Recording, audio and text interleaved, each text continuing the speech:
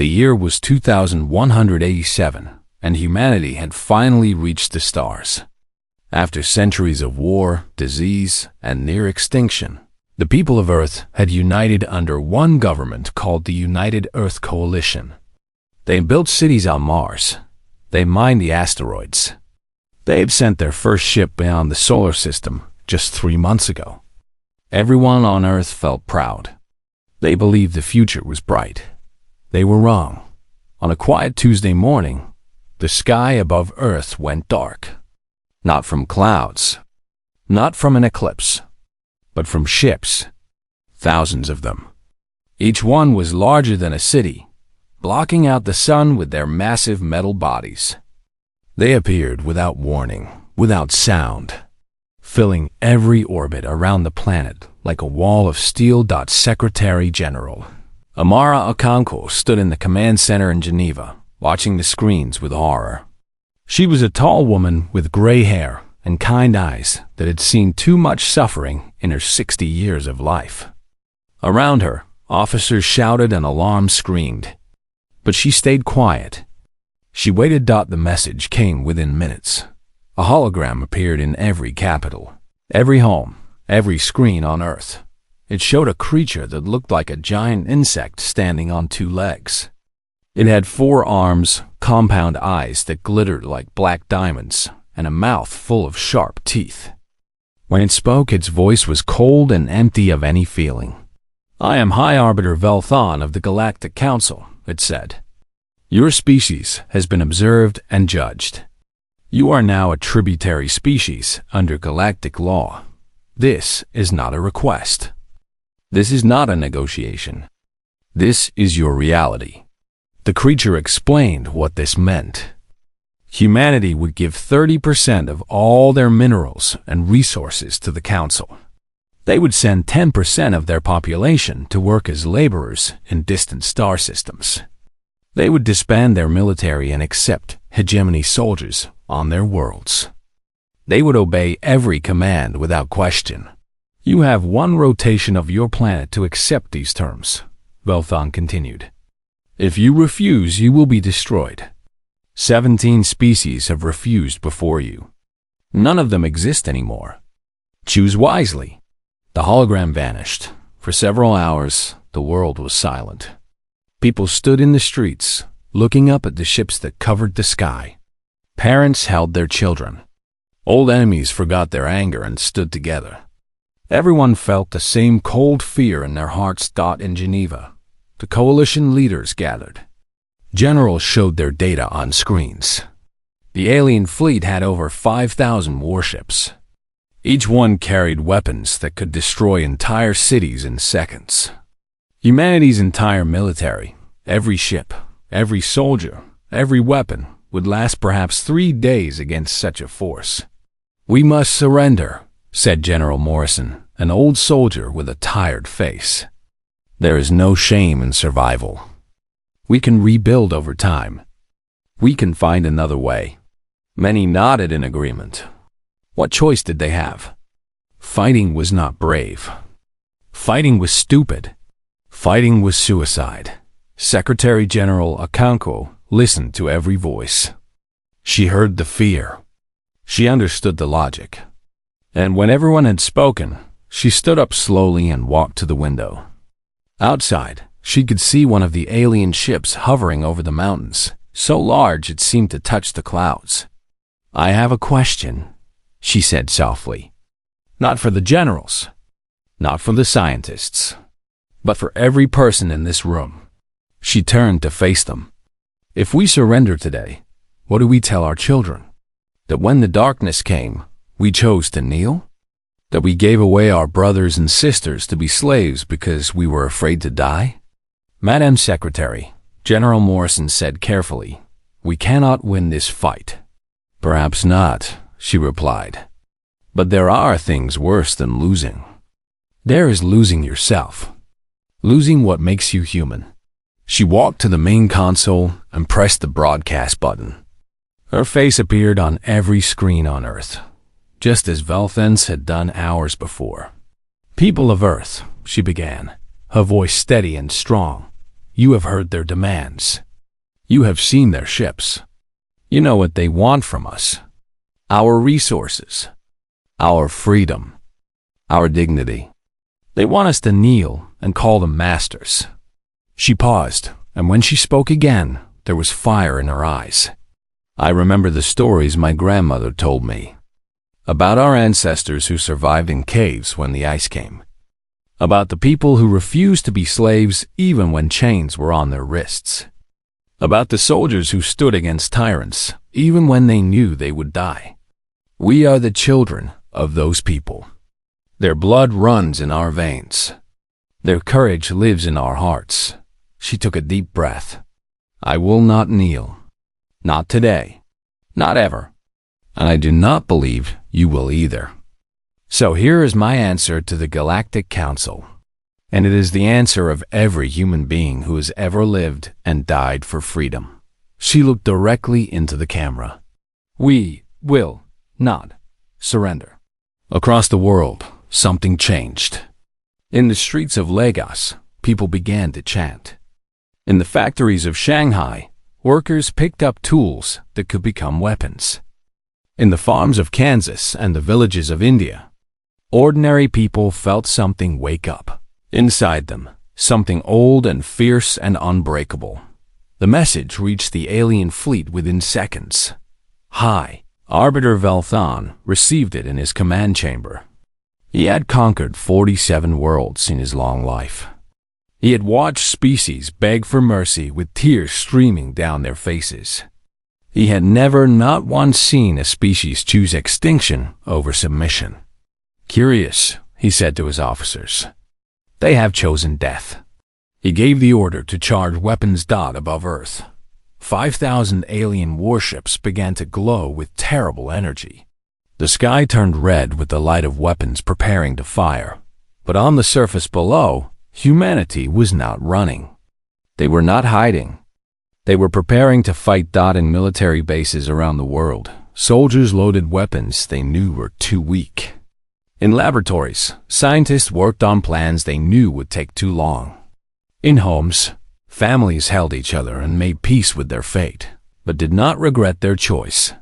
Secretary General Okonkwo stood at the window, watching the red sky. "So it begins," she whispered, and for the first time in galactic history, the hegemony faced something they did not understand. A species that would rather die standing than live on their knees. The first bombs began to fall. The first month of the war was the darkest time in human history. The alien bombs fell like rain from the sky. Cities that had stood for centuries became dust in seconds. New York, Tokyo, Moscow, Cairo. One by one, the great cities of Earth burned. 3 billion people died before the first month ended. The aliens expected humanity to break. Every other species had broken by now. After seeing their homes destroyed and their people killed, they would come crawling on their knees, begging for mercy. That was how it always happened. That was how it was supposed to happen. But something strange occurred instead. The survivors did not beg. They did not surrender. They got angry. Admiral Shan Wei was a small man with a calm face and eyes like ice. Before the war, he had commanded the Earth Defense Fleet, a collection of ships designed to stop asteroids, not fight wars. His largest vessel was smaller than the smallest alien cruiser. His weapons were 1,000 years behind theirs. None of that mattered to him. "They have better ships," he told his captains on the first day of battle. "They have better weapons. They have numbers we cannot match. But they have never fought anyone like us. They do not know what we are. Let us teach them." The first lesson came at the Battle of Luna. The alien fleet moved toward Earth's moon, expecting to destroy the human bases there with ease. Admiral Chun's ships met them in the darkness of space. The aliens fired their plasma cannons, weapons that could melt steel from 1,000 kilometers away. The human ships should have died instantly. But the humans did something the aliens did not expect. They charged directly into the enemy formation. Small, fast and piloted by men and women who had already accepted death. The human ships weaved between the alien cruisers like wolves among elephants. They fired their primitive railguns at point-blank range. They launched nuclear missiles into open hangar bays. And when their ships were damaged beyond repair, the pilots did not eject. They aimed their dying vessels at the enemy and accelerated. Captain Sarah Okonkwo, the Secretary General's own daughter, rammed her destroyer into an alien dreadnought. The explosion tore through 3 decks and killed 2,000 alien soldiers. Her last words, broadcast on all channels, were simple. For Earth. The aliens won the battle. They destroyed most of the human fleet. But they lost 47 ships, more than they had lost in the past 500 years of conquest. And they learned something that made their commanders very uncomfortable. Humans were not afraid to die. In fact, they seemed almost eager to take their enemies with them. Far below the ice of Antarctica, Dr. Yuki Tanaka worked in a secret laboratory. She was a small woman with messy hair and glasses that were always falling off her nose. Before the war, she had studied quantum physics. Now she studied how to kill aliens. She had captured pieces of destroyed alien ships. She had analyzed their technology for weeks without sleep. And finally, she found something that made her laugh out loud in her empty lab. The alien shields were almost perfect. They could stop any energy weapon lasers, plasma, particle beams. Nothing could get through. But there was one small problem. They were designed for energy weapons only. Solid objects like bullets, like missiles, like chunks of rock, could pass through with almost no resistance. The aliens had never needed to defend against such primitive attacks. No species in the galaxy still used kinetic weapons. They had all evolved beyond such crude technology. Humanity had not. Dr. Tanaka sent her discovery to Admiral Chun within the hour. By the next day, every factory on Earth was working on new weapons. Giant railguns that could fire steel rods at incredible speeds. Missiles packed with nuclear warheads. Even simple rockets filled with rocks. The second lesson came at the Battle of Mars. The aliens had landed on the Red Planet, setting up bases and preparing for the final assault on Earth. Admiral Chun attacked with everything he had left. But this time, his ships carried new weapons. The railgun rounds punched through alien shields like paper. Nuclear missiles detonated inside their largest vessels. In 12 hours of fighting, humanity destroyed over 200 enemy ships while losing only 30 of their own. For the first time, the aliens felt something they had not felt in 10,000 years. Fear. High. Arbiter Valthon received the battle reports in his command chamber. He read them 3 times, certain there must be a mistake. When he finally accepted the truth, he called for a human prisoner to be brought before him. The prisoner was a young pilot named James Okafor. He had been captured when his ship was disabled in battle. He had burns on his face and one arm was broken, but he stood straight and looked the alien in the eyes without fear. "You should have surrendered," Valthon said. "You should have calculated the odds and seen that resistance was pointless." James actually smiled. "We did calculate the odds. Then why?" The alien leaned forward, genuinely confused. "Why fight a war you cannot win? Why choose death?" "Because some things are worth more than living," James replied. "Freedom, dignity, the chance to look at yourself in the mirror without shame. You wouldn't understand. You've never had to fight for anything. Everything was just given to you by those who came before." Valthon was silent for a long moment. "You are a strange species," he finally said. "Brave, foolish, impossible to understand." He gave an order, and guards took James away. Alone in his chamber, the High Arbiter looked out at the stars. He had conquered countless worlds. He had broken countless species. But for the first time, he wondered if he had finally found something that could not be broken. His communications officer interrupted his thoughts with urgent news. High Arbiter, the Council has made a decision. They are sending the Grand Fleet, 10,000 ships. They want humanity destroyed completely. No survivors. No mercy. Velthon nodded slowly. 10,000 ships. The largest fleet in galactic history. Enough firepower to burn 100 worlds. Surely, he thought that would be enough. Surely, nothing could survive that. But deep in his heart, a small voice whispered a warning. What if he was wrong? What if there was no force in the universe that could make humans kneel? He pushed the thought away. It was impossible. It had to be impossible, didn't it? 1 year had passed since the first alien ships appeared in Earth's sky. 1 year of blood, fire, and death. 1 year of humanity learning how to fight, how to survive, and how to hurt their enemies in ways the galaxy had never imagined. The humans had been pushed back. Mars was occupied. The outer colonies were destroyed. Only Earth and the inner planets remained free. But humanity was not beaten. They were angry. And angry humans, as the aliens were learning, were very dangerous things. Deep beneath the surface of Earth, in bunkers that reached down for kilometers, the leaders of humanity gathered to discuss their most desperate plan yet. We call it Project Fenera, said General Marcus Stone, a massive man with a scarred face and hands that had killed many enemies. Named after the wolf of old legends, the beast that was chained but never tamed, the monster that would one day break free and devour the gods. He showed them the plans. Jupiter's moons would be converted into weapons platforms. Giant railguns, each one the size of a mountain, would be built on Europa, Ganymede, and Callisto. Saturn's rings would be filled with millions of mines, turning the beautiful planet into a death trap. And from the cold darkness beyond Neptune, a hidden fleet would be built ships made from captured alien technology, twisted and changed by human engineers into something new and terrible.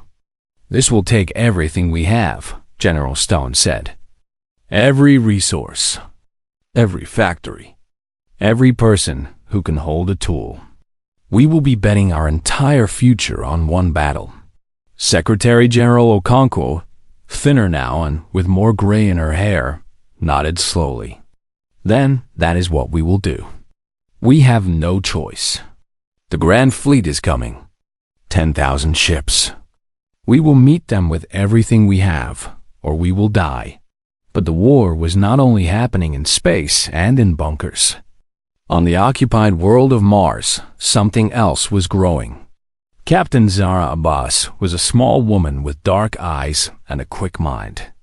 She had been trapped on Mars when the aliens invaded. Instead of surrendering, she had disappeared into the Red Canyons with a small group of soldiers. For a year, they had been fighting a different kind of war, a war of shadows and whispers. They attacked supply convoys. They destroyed communication towers. They rescued human prisoners from labor camps. And everywhere they went, they left the same message painted on walls and rocks. We are still here. We are still fighting. But Zara discovered something that changed everything. The aliens used slaves from many species to do their work. The Keth, tall purple creatures with sad eyes. The Morvani, small beings covered in gray fur who moved like shadows. The Silicates, living crystals that hummed with strange energy. All of them had been conquered long ago. All of them had given up hope. Until now.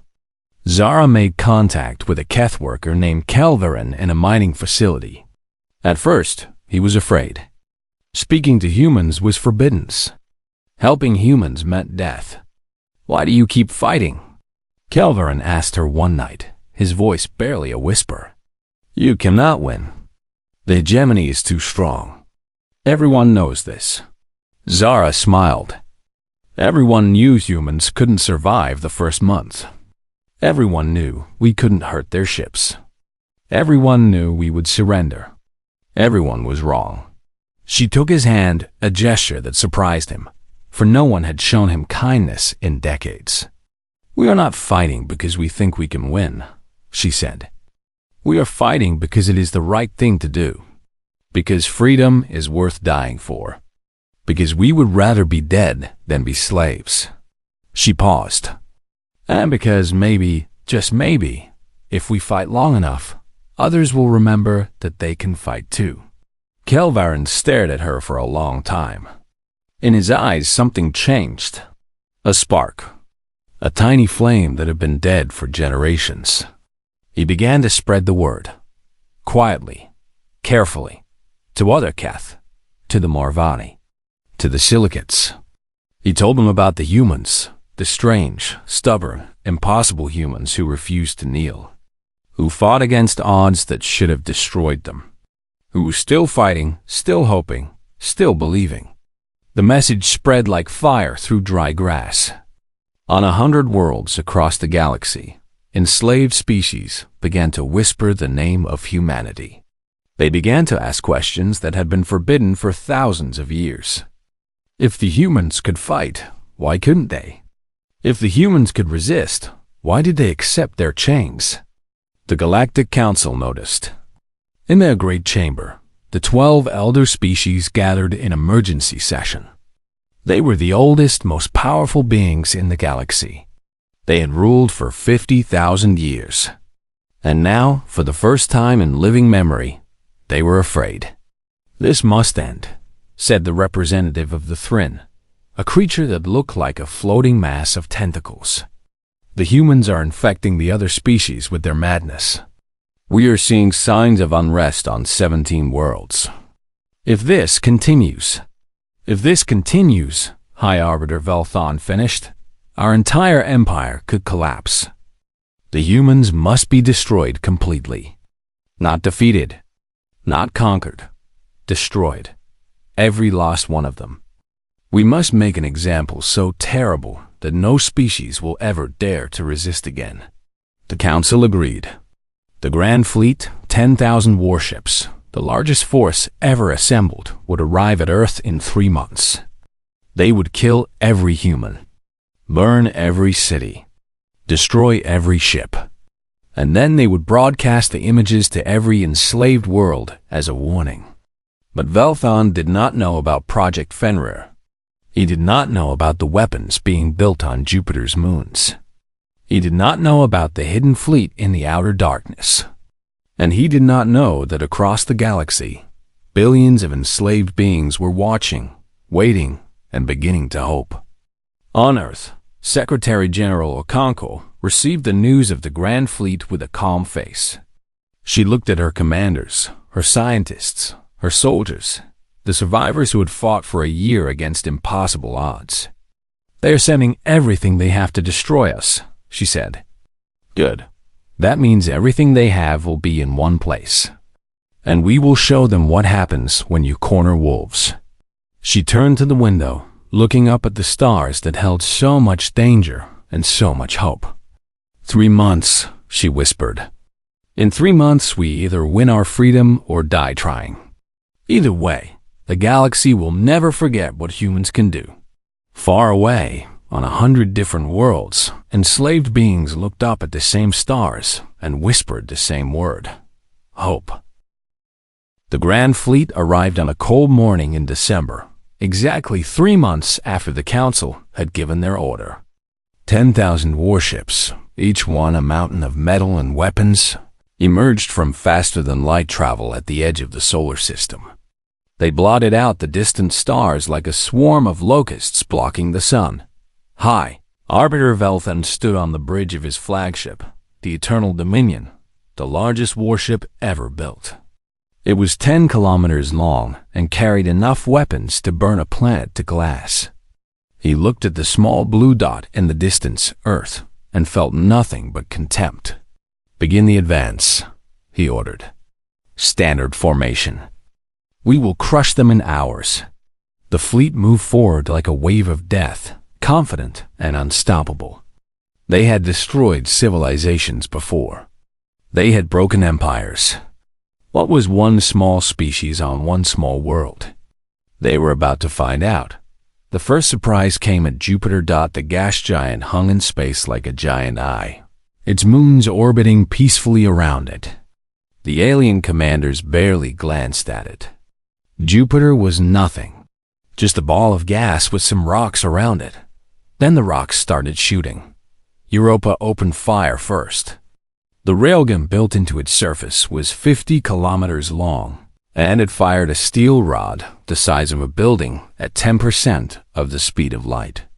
The shot crossed the distance in seconds and punched through an alien dreadnought like a bullet through paper. The ship exploded in a ball of fire that consumed everything around it. Ganymede fired next. Then Callisto. Then the 100 smaller weapons platforms hidden in the asteroid field. The aliens had walked into a trap, and the trap was closing. "What is happening?" Velfan shouted as alarms screamed around him. "Where are these weapons coming from?" "The moons, High Arbiter. They have turned the moons into weapons." Velfan could not believe it. No species had ever weaponized planets. It was insane. It was impossible. It was exactly what humans would do. "Push forward," he ordered. "We have numbers. We can survive their tricks." The fleet advanced, taking losses but moving closer to Earth. They passed Jupiter. They approached Saturn. And then the second trap sprung. Saturn's rings, those beautiful bands of ice and rock, began to explode. The humans had seeded them with millions of mines, each one a nuclear weapon waiting to be triggered. As the alien fleet passed through, the rings turned into a wall of fire. Ships vanished by the dozens, caught in explosions they could not escape. And then, from the darkness beyond Neptune, the hidden fleet appeared. These were not the crude human ships from before. These were monsters, built from captured alien technology but twisted into something new. They were ugly and terrifying and covered with weapons. They had been hiding in the cold for months, waiting for this moment. Admiral Chen Wei commanded the attack from his new flagship, the Defiance. His voice was calm as he gave his orders. "All ships, attack. No retreat. No surrender. For Earth." The battle that followed would be remembered for 1,000 years. Human ships crashed into alien formations like wolves into sheep. They fired their railguns and missiles without stopping. When their weapons ran empty, they rammed. When their engines failed, they detonated their reactors. Every human pilot knew they would probably die today. None of them hesitated. Captain Yuki Tanaka, the physicist who had discovered the shield, weakness commanded a destroyer called the Sakura. When her ship was damaged beyond repair, she aimed it at an alien command vessel and accelerated. Her last transmission was a poem her grandmother had taught her, spoken in a voice that did not shake. Private James Okafor, who had been rescued from alien captivity, piloted a fighter so small it was barely visible. He flew directly into the hangar of a dreadnought and detonated his nuclear payload inside. The explosion tore the ship in half. All across the battle, humans died. But for every human that fell, they took 10, 20, 50 aliens with them. And the aliens, who had never faced enemies like this, began to feel something they had forgotten existed. Terra.v. Al single quotes THA and watched his fleet die around him. 3,000 ships destroyed in the first 12 hours. 4,000 by the end of the day. His commanders begged him to retreat, but he refused.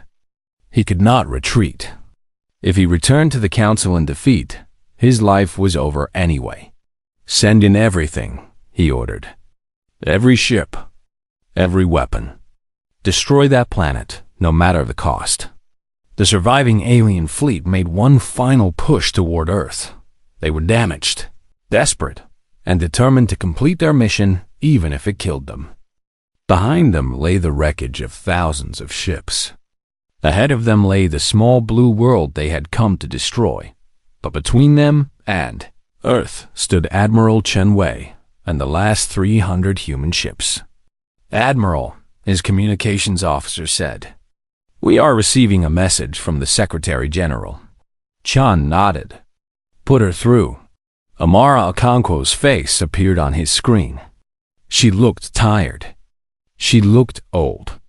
But her eyes were bright with a fire that would never die. "Admiral Chun," she said, "the entire galaxy is watching this battle. Enslaved species on 100 worlds are seeing what we do here today. Win or lose, we have already changed everything." She paused. "Now show them what humanity means." Chun smiled a rare expression for him. "Yes, Madame Secretary." "With pleasure." He turned to his crew. "You heard her. We are not just fighting for Earth today. We are fighting for every species that has ever been enslaved. Every being that has ever been told they are not good enough to be free. Today, we show the galaxy that tyranny can be defeated." He pointed at the enemy fleet. "All ships, attack." The final battle lasted 72 hours. When it was over, only 1,000 alien ships remained, and they were running. For the first time in the history of the hegemony, they were running from a battle. High Arbiter Velthon sat in his command chair, surrounded by the ruins of his dreams. His flagship was damaged. His fleet was broken. His empire was watching its greatest defeat. "Retreat," he whispered, the word tasting like poison in his mouth. "Full retreat." As his ships fled the solar system, a transmission reached them from Earth. It was Admiral Chun Wei, standing on the bridge of his battered but undefeated flagship. "You came for tribute," Chun said, his voice cold as space. "You found something else. Now we are coming for you."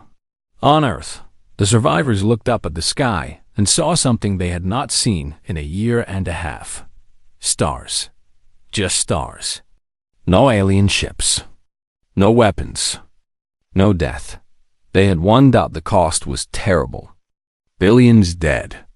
Cities destroyed. Oceans filled with wreckage. But humanity still stood. Humanity was still free. And across the galaxy, on 100 enslaved worlds, the news spread like wildfire. The humans had won. The hegemony could be defeated. Hope was alive. 5 years had passed since the Battle of Seoul. 5 years since humanity had done the impossible and broken the greatest fleet in galactic history. And in those 5 years, everything had changed. The rebellion that started with whispers had grown into a fire that burned across the galaxy. On world after world, enslaved species rose up against their masters. They fought with weapons they made from tools. They fought with rocks and sticks and bare hands.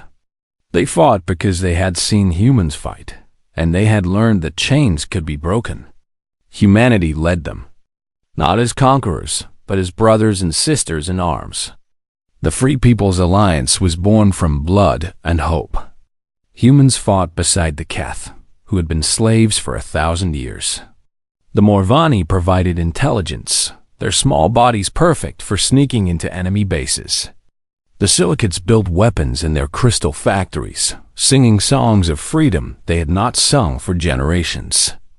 12 species stood together, united by a simple belief: no one should have to kneel. Secretary General Amara Okonkwo led them all. She was old now, past 70, with white hair and a mechanical arm that replaced the one she lost in an assassination attempt. But her eyes were the same fierce, kind, and absolutely unbreakable. "We did not start this war," she said to her allies. "We did not ask for this burden, but we will carry it, because that is what humans do. We carry burdens that others say are too heavy. We fight battles that others say cannot be won, and we do not stop until the job is done." One by one, the hegemony worlds fell, not always through battle. Often, when human ships appeared in orbit, the enslaved populations rose up before a single shot was fired. The message was always the same: join the alliance and be free, or face justice for your crimes. Most chose freedom. The Galactic Council grew desperate. They sent assassins after human leaders. They tried to turn the Alliance species against each other. They offered treaties and truces and promises of reform. But it was too late. The fire was spreading too fast.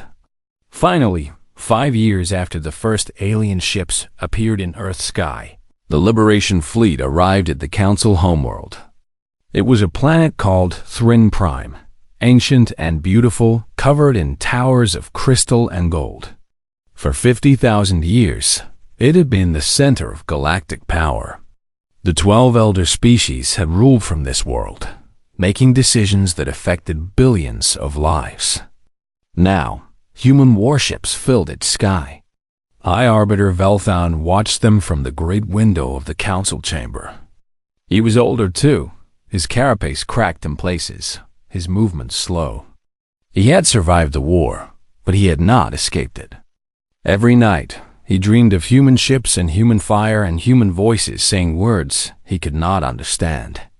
"They are here," he said to the other council members. "The end has come." The chamber was silent. The great powers who had ruled the galaxy were now just a collection of frightened old beings, waiting for judgment. The doors opened, and humans walked in. Secretary General Okonkwo entered first, followed by Admiral Chun Wei and General Stone, and a dozen other leaders of the Alliance. Behind them came representatives of every species that had joined the rebellion: Keth, Morvani, Silicates, and more. They filled the chamber with colors and shapes and life. The council members shrank back, expecting death, expecting revenge, expecting to be treated the way they had treated others for thousands of years. Okonkwo walked to the center of the room and looked at Velthon with an expression that was hard to read. There was anger there, yes, but also something else, something that confused the old alien. "High Arbiter," she said, "5 years ago, you came to Earth and demanded tribute. You told us to kneel or die. Do you remember what I said?" Velthon nodded slowly. "You said you would not surrender, and I meant it." She looked around the chamber at the frightened faces of the elder species. "You ruled this galaxy through fear. You built your empire on slavery and suffering. You destroyed species that dared to resist. For 50,000 years, you told everyone that this was the only way, that the strong must rule the weak, that freedom was an illusion." She stepped closer to Velthon. "You were wrong." For a long moment, the chamber was silent. Then Okonkwo spoke again, and her voice was surprisingly gentle. "We could destroy you. We have the power. Many in the Alliance want exactly that revenge for generations of pain. And part of me understands that desire." She paused. "But we will not become what we fought against." She turned to address the entire council. "The Galactic Council is dissolved. Your species will face justice for their crimes, not extinction, but trials. Fair trials. The kind of justice you never gave to others. Those who committed atrocities will be punished. Those who were simply born into a broken system will be given the chance to build something better." Velthon stared at her. "You are letting us live?" "We are giving you a choice," Okonkwo replied. "The same choice you never gave anyone else. Join the Free People's Alliance and help build a galaxy where every species is equal. Or stand aside and watch as others build it without you." She smiled slightly. "But know this, the age of empires is over. The age of masters and slaves is over. A new age is beginning, an age of freedom." She looked out the window at the sky full of ships from a dozen different worlds. "And humanity will make sure it never ends." 50 years later, the galaxy was a different place. The Free People's Alliance had grown to include hundreds of species. There was still conflict, there always would be. Humanity was not perfect, and neither was anyone else. But slavery was outlawed everywhere. Every species had a voice in the Great Council. and no being was ever again told that they were not worthy of freedom. On Earth, now healed from the wounds of war, a monument stood in the city of Geneva. It was a simple structure, a wall of black stone with names carved into it. Billions of names. Every human who had died in the War of Liberation. At the base of the monument, words were engraved in every language humanity had ever spoken. They demanded tribute. We offered defiance. This is what humanity means. We do not surrender, not for ourselves, and not for anyone else who deserves to be free. An old Keth named Kelvarin, the same one who had first learned of hope from Captain Zara Abbas, brought his grandchildren to see the monument. They were young, born into freedom, unable to truly understand what slavery had meant. "What does it mean?" asked the youngest, pointing at the human words. Kelvarin knelt beside her, his old joints creaking. "It means that a long time ago, when the galaxy was dark, a species called humanity was told to kneel.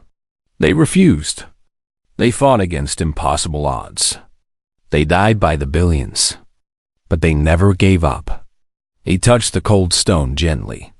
"And because they didn't give up, we are free today. All of us." The child thought about this for a moment. "They sound very brave," she said. Kelvarin smiled, remembering a small human woman in the red canyons of Mars who had first given him hope. "They were," he said. "They were the bravest beings the galaxy has ever known. And because of them, no one has to be brave alone anymore." Above them, the sun shone down on a world at peace. Somewhere in the sky, human ships patrolled the stars they had once been forbidden to reach.